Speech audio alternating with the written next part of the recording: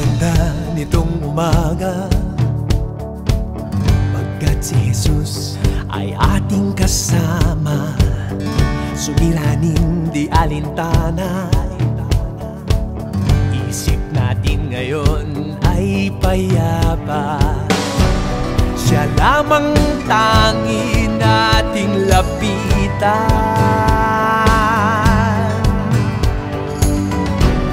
kailan may hindi niya tayo iiwan.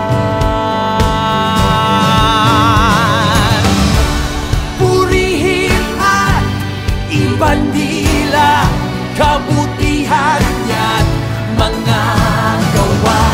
Limutin natin ang masama.